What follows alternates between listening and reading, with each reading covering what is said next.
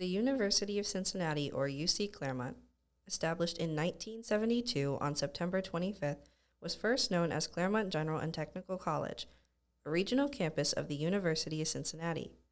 And about 15 years later, in 1987, the name officially got changed to UC Clermont College. Before the college took its place in Batavia, the site was 60.9 acres of farmland purchased in 1970.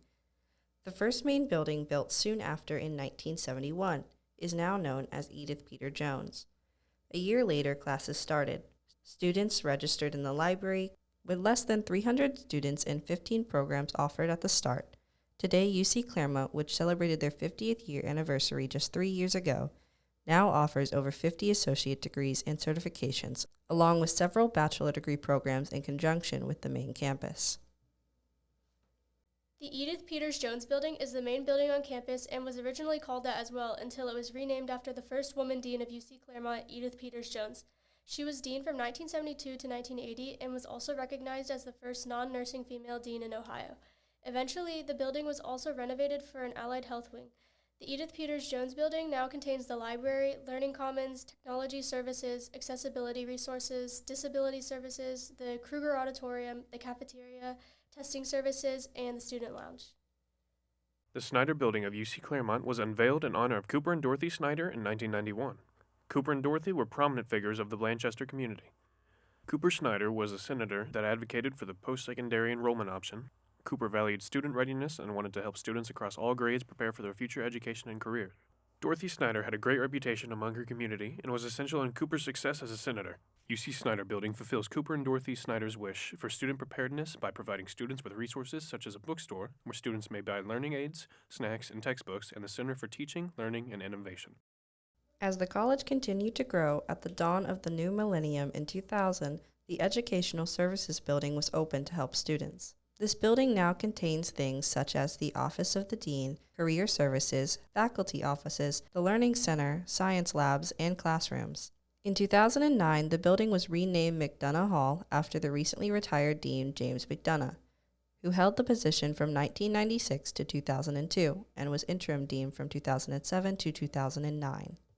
The UC Clermont Student Services Building, originally opening in the year 2000, offers a variety of services to its students. Here, you will find information on financial aid, counseling services, advising, and admissions.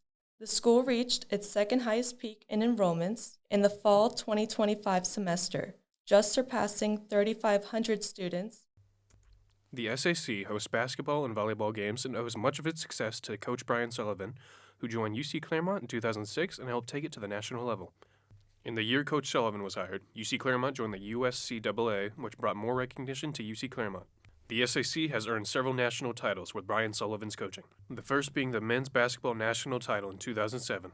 Recently, Brian Sullivan was awarded with the Athletic Director of the Year Award in 2023. The SAC provided the students of UC Clermont with athletic opportunities, 1,600 square feet for recreational activities, 2 locker rooms, and a weight room for students and faculty, and is available year-round.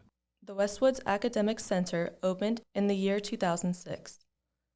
The building is on the smaller side. Inside, you will find a student lounge area and classrooms for English, language and fine arts, math, and computer courses. Are you able to give us a short overview of the history of the college? Yeah, UC Clermont started in 1972 as Clermont General and Technical College. It was a community effort to have a college in the area. At the time, the governor of Ohio was interested in having colleges within 50 miles of every Ohio resident.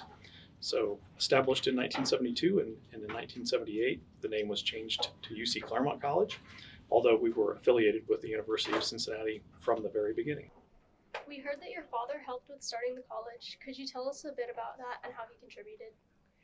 So he was a businessman in Clermont County, and a group of businessmen worked with the governor at the time to bring a college to this area. The governor at the time was Governor Rhodes, and he wanted to provide educational opportunities within the various counties within Ohio. And so that was really the goal back in the day. And Clermont County serviced a lot of adjoining counties. So this is why they chose to place the campus here in Clermont County. So he was involved with various businessmen, like I said, and community leaders. He eventually became the president of the Clermont Chamber of Commerce. And I, kind of a fun fact, was at the dedication. I was very young at the time, though, of this campus. And so I remember standing out in front of what is now the Jones Peters building at the dedication of the campus. How would you describe the atmosphere of the college when you started compared to now? Clermont was, I would describe as a movement in those early days. It has now become an institution. What I mean by that we're always open access, affordability. It was to open up higher education and cultural experiences for Clermont County, Brown County, Eastern Hamilton County. So our average age in those days was like 27 years of age for our average age of our students, which is not that way anymore.